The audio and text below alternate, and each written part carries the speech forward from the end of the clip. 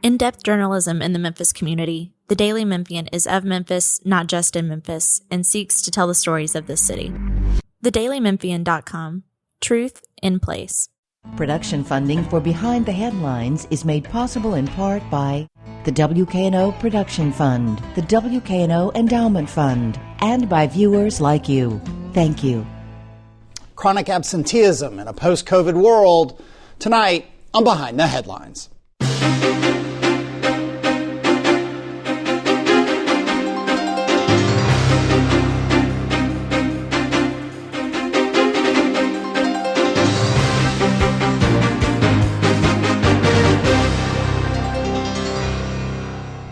I'm Eric Barnes with the Daily Memphian. Thanks for joining us. I am joined tonight by three leaders of charter school systems here in the Memphis area. First up is Bobbie Turner. She's Chief Academic Officer for Gestalt Community Schools, which includes the Power Center Academies. Thanks for being here. Thank you. Tia James is Principal of Schools of Perea. Thank you for being here. Thank you. Kristi Baird is Executive Director of Compass Community Schools. Thank you for being here. Thank you. And Laura Testino is a reporter with the Daily Memphian. We'll start with a few definitions, and I'm going to start real big picture because I was saying to y'all before this that sometimes because of this show and Laura and I covering these things and you all living this world of charter schools that we, not everyone knows what a charter school is, or they maybe have a misperception of what a charter school is. Who wants to do a quick definition for, I'm going to look at Kristi right here next to me. Just what is a charter school? So a charter school is a public school, but it's a school of choice. And so charters in Memphis, most of them are authorized under Shelby County schools, but they have a little more autonomy in self-governance. But with that autonomy goes higher levels of accountability. So it is a public school run by a private entity under the authority of the local school system. Great, thank you. And regulated, to, approved by the state and the county. I'm going to look at Laura on this, who probably knows better than me. And then there are how many tens of charter schools in Memphis. There are many charter schools in Memphis. Some have come and gone. These ones have been around for quite some time. Is that all a fair definition? I'm putting you on the spot now.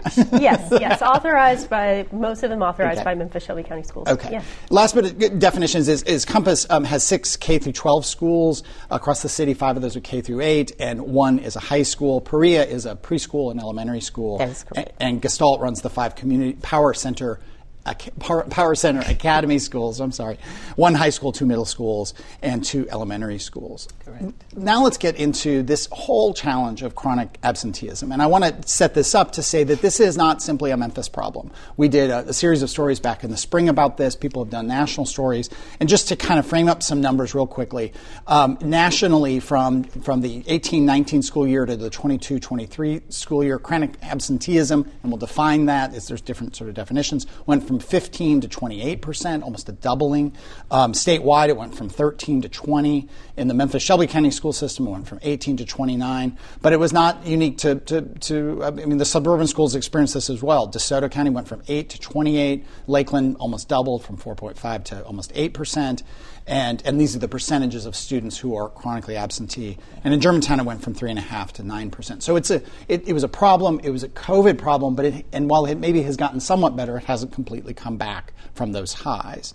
Chronic absenteeism, one more definition in the Tennessee Department of Education, is defined as missing 10% or more of the days the student is enrolled and missing them for any reason, including excused absences and out-of-school suspensions. And it is different than truancy, which we'll get to. So many definitions. Thank you, everyone, for your patience. I'm going to turn to you, Bobbie, because you're right here. And what have you seen? What are those causes of chronic absenteeism? I think we can all sort of intuitively understand it, whether we're parents, have our kids out of college, whatever it is. People can understand in COVID all the missed time, even if they don't like it. But it continued, and in some ways still continues, although you all are making headway and other schools are as well. Sure, and I think traditionally those barriers that were always there previously, before COVID, around transportation, maybe even homelessness, are still those issues there. But out of COVID, what we found is that it highlighted other issues that were already probably there, but we are more aware. For us, it's been more around mental health issues. So now we are dealing with not only students or scholars who who may be suffering from depression, anxiety, but it could be several members in the family.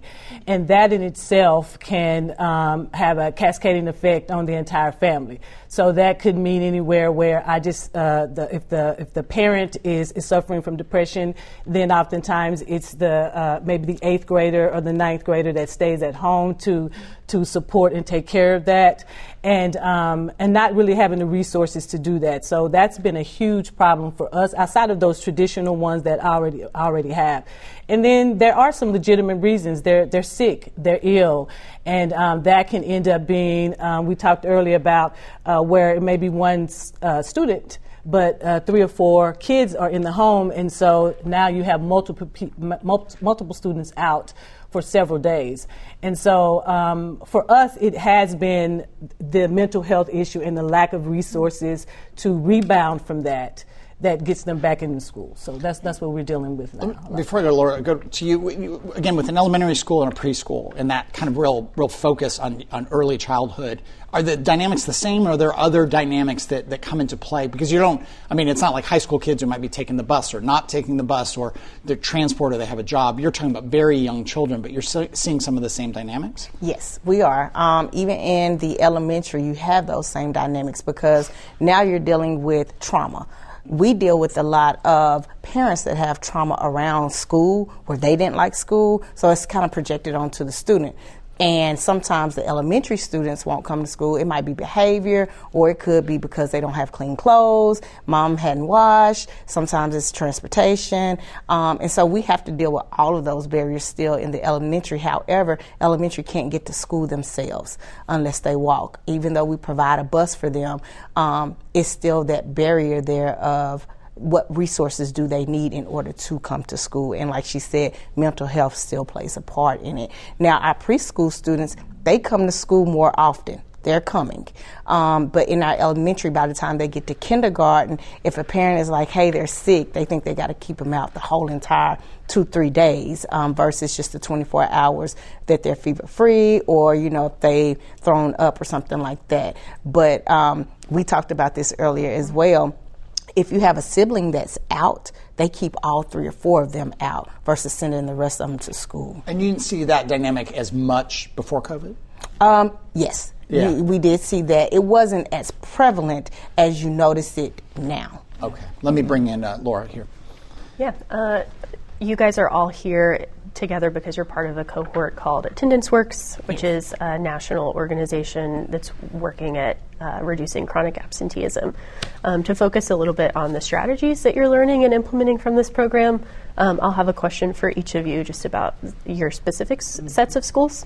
And Kristi, I'll start with you. At Compass, something that's unique about your network of schools is that you're all in different neighborhoods, and excepting the one high school, most of the schools are K through 8.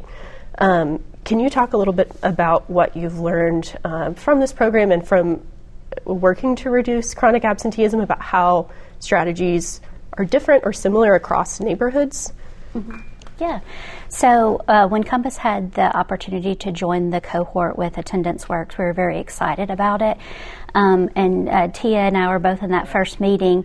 And one of the big ahas, I think, for my school leaders was the difference in truancy versus chronic absenteeism, where a lot of our school leaders had really worried about truancy and kept up with conversations with parents whose children were absent that were unexcused. But if their child had an excuse, then they're like, oh, well, they were sick or this. But those daily absences add up and lead to chronic absenteeism, which, by definition is 10% or more of the school days. And so if a child has missed 10% of the school days and they do that every year, by the time, they get into high school, they are going to be behind academically. And so one of the things that we really appreciated in our work with Attendance Works is there's a direct correlation between time in school and academic progress. And so we know the best way to serve our kids is to make sure they're at school every day that they can be. And so just a shout out to Attendance Works, because they have an awesome website You don't have to be a member of their cohort to benefit from their resources. AttendanceWorks.com has tons of resources for schools, and they guided us through the process of using those resources. We met as a cohort, which was really nice because we would be able to learn from each other. So Perea might try something and then share how that worked, or Compass might try something and share how that worked. So we really learned from each other. One of my favorite resources that we used from the very beginning was a pyramid. And so we looked at Tier 1, Tier 2, and Tier 3. So every student falls in Tier 1. So what are our Tier 1 strategies for getting kids to be at school?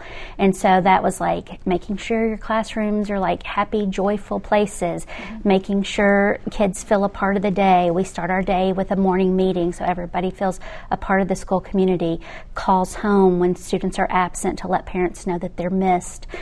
So those were just some Tier 1 strategies. And as we developed our work, we looked at Tier 2 strategies, which our first Tier 2 strategy was really having meetings with parents whose children were either chronically absent or on track to be chronically absent, because many times they didn't realize their children were missing so many days, and parents want the best for their children. And so when we were talking about like, your child may miss a day or two a month, but that adds up over time.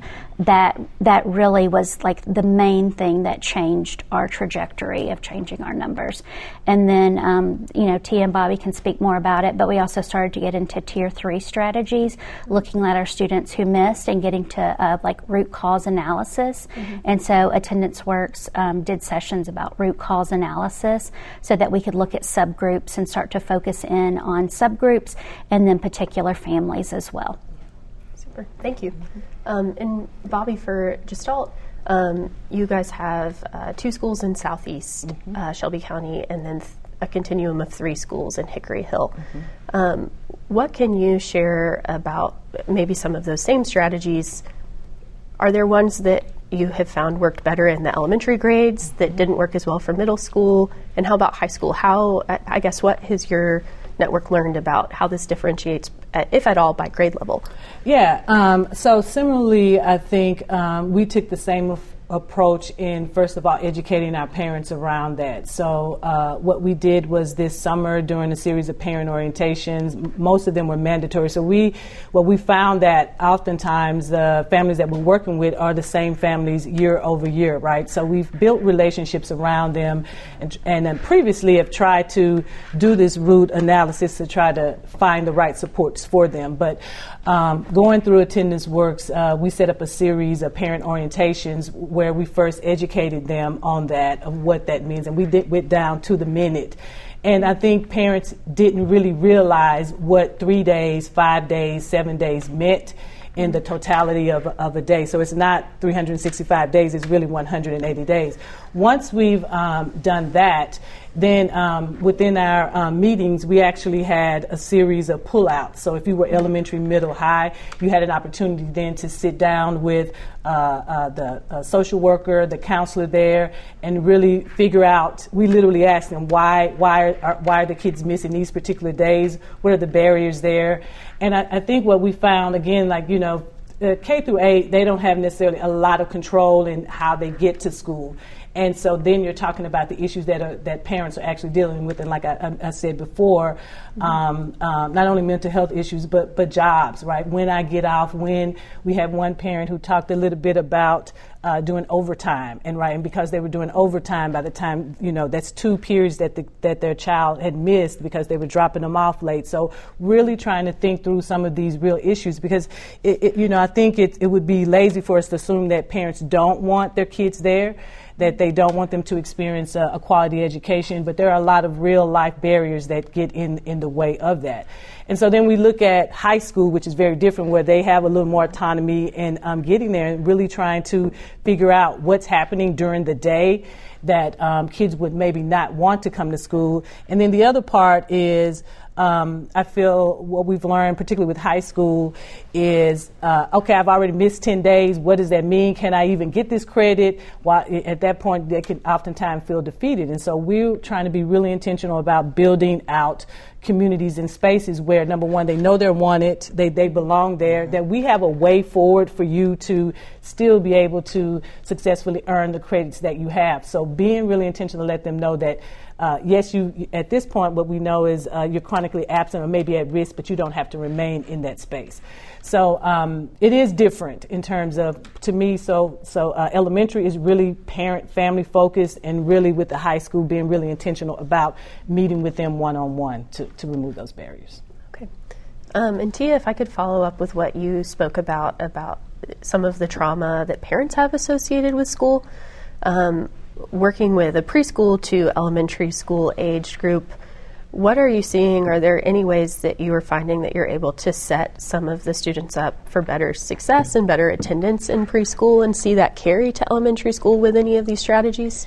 Yes, I will say we have a wonderful family engagement team. They work with our parents and our students, and they started, as Ms. Bobbie said, we kind of started in the summertime having parent meetings, and we had to really hone in and talk to them about how important it was to come to school, right?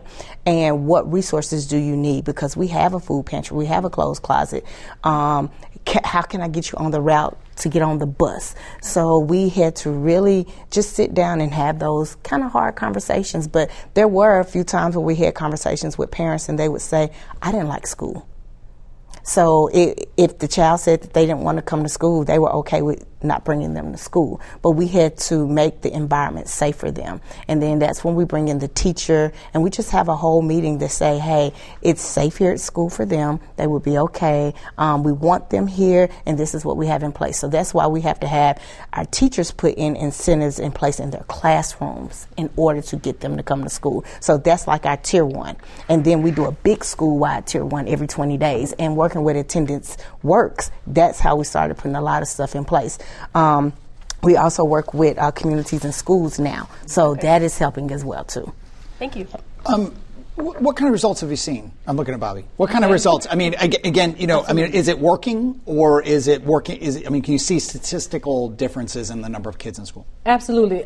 So if I even pre-COVID, chronic absenteeism was always there, right? We were averaging about 5%, which was about 150 of our kids that we were already working with. As we were coming out of COVID, that moved up to 30%. At the end of last year, we reduced that down to around 20%. So our goal is to get it under a 10%.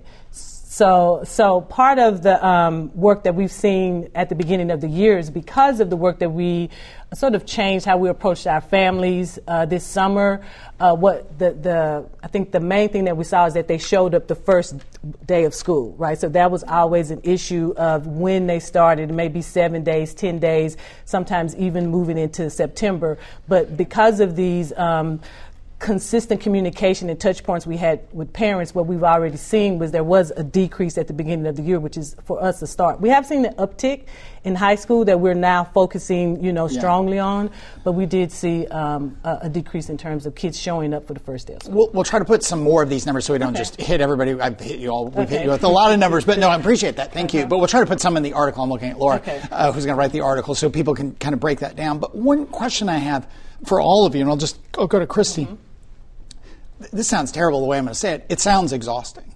I mean, because you're trying to teach, right? Mm-hmm. I mean, you're trying to teach math and history and writing and all the things you teach. You're trying to deal with all the things you do in a school. You're trying to get kids fed and get to class and get over here and get the library books back, and all the things that are sort of the bread and butter of a school is a lot. And now you've got this layer on top of it. Have you had to staff up to do this? And that's not cheap? Or is it more just, hey, here's one more thing we're going to put on the staff to be successful?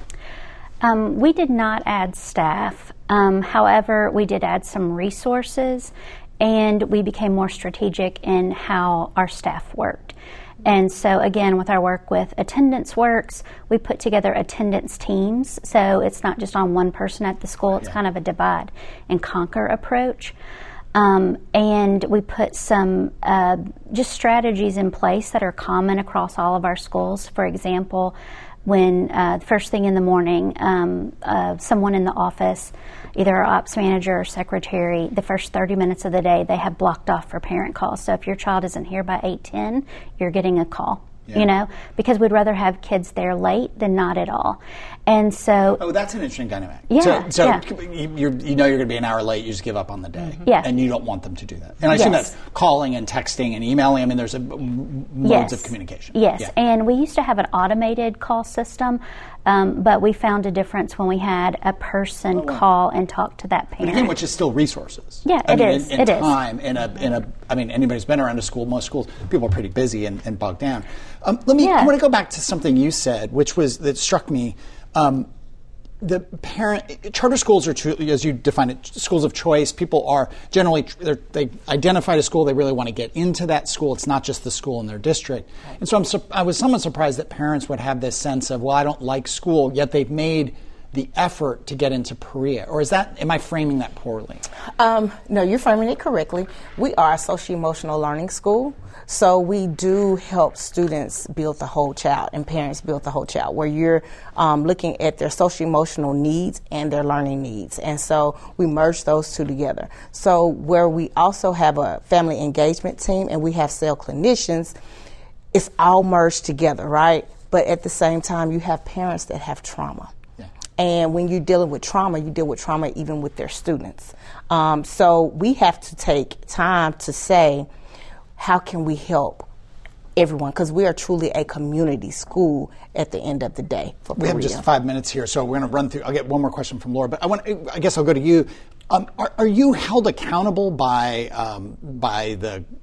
your board, by the state? I mean, if you have too much chronic absenteeism, does that put you all at risk? Do they come down on you? Absolutely. And that's true, I assume, in all schools in some way? Yes. Yeah. So the state is expecting you to be doing stuff. Yes, to get that under 10%. So that is that is one. But I know for us, we actually did increase our staff because, like I said, we were able to get to some root cause analysis of that. So we added, with the help of ESSER, social workers, family engagement, behavior specialists coming right out of that, because we knew that that's what we were going to have to be supporting, again, not just the students, but also our teachers, our leaders, as well as our parents. So we put in additional resources to pair our parents up with outside counseling, because that's what we saw as a major push in why our kids and our families weren't able to engage with us. Were these kinds of expectations before COVID, or did they ramp up post-COVID? They ramped up, right? So we had a social worker at every school, a nurse at every school,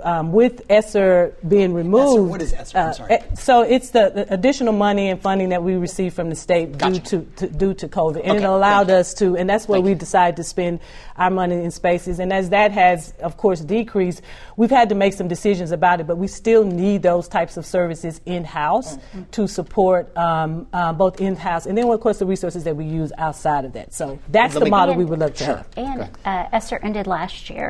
And so those monies that were available during COVID are no longer available. And so the problems are still there. The problems are still there. The whole resource and exhaustion of this. And thank you for doing what you're doing. I mean, but it's Well, and so like at Compass, we reduced our chronic absenteeism numbers last year from 33% to 20%. Our state goal this year is 17%, but we've set an in-house goal of 15 to eventually get to that below 10%. But we've had to partner with a lot of outside agencies because of the ESSER money missing, such as United Way, Driving the Dream. Bobbie mentioned earlier mental health, which has a huge impact on our absenteeism numbers. So we've had to partner with outside mental health services for our families. Just a couple minutes left. Last question here from Laura. Yeah, Bobbie, I'll come back to you, and if we have time, we'd love to hear from you, Tia and Kristi as well. You're Chief Academic Officer, and you're here talking about indirect issue for academics, but one that ostensibly, keeping kids in school, reducing chronic absenteeism should show a boost in academics eventually. As you're getting these strategies rolling and doing these root cause analyses, how are you thinking about how that translates on the academic side? Are there data points that you're chasing? Are you looking more anecdotally for student engagement in classrooms? Can you talk a little bit about what you hope to see as chronic absenteeism is reduced? Yeah, I think it goes back to the idea, and we talked a little bit about this, is that we're still required to give grade level instruction every day to our scholars, and we have particularly kids who started in COVID, and we talked a little bit about our current students who are now middle school who started in that space and the tremendous gaps that are already there. So a lot of our work is to ensure that our interventions are so well designed and strategized that we're able to quickly close those gaps over time. We still have AMO goals and targets we have to meet. And so a lot of I think if you think several years prior to COVID, a lot of the programming that we had as supplementary are now part of our core, because many of our kids, really all of them, have to have extensive high-dose tutoring during the day, after school, on Saturday, in order for us to be able to hit those grade level standards. So part of the thing is making sure that we have schools that, first of all, kids want to come in, that they understand that it is a joyous place, that it is a place that's welcoming and opening to that. But also we have to ensure that we are consistently presenting rigorous instruction every day, to them. So there are a lot of practices that we're continually. Yes. I'll note up top, this is a problem that was national very much. There was challenges before COVID, but from the 18-19 school year to the 22-23 school year, nationally, chronic absenteeism went from 15 to 28% of students. Statewide, it went from 13 to 20. Memphis-Shelby County schools went from 18 to 30. DeSoto, 8 to 28%. Lakeland, Germantown both went from around 4% to around 8 or 9%. So it was a widespread problem that has been improving somewhat, but there's many lingering issues. You all, as charter school leaders, have been part of a cohort working really hard on this, the kind of hands-on, day in, day out work that it takes. And I'll start with Kristi Baird, who's Executive Director of Compass Community Schools, which includes 6 K-12 charter schools throughout the city, 5 through 8th grade and 1 high school. What do you see, and how do you address we'll talk a lot about this tonight, but just some of the high points of what you do to address chronic absenteeism. Yeah, so we really saw an increase in our chronic absenteeism when COVID hit. And I think during COVID, because we were remote part of the time, parents saw attendance as optional. And so getting parents out of that mindset of attendance as optional but mandatory.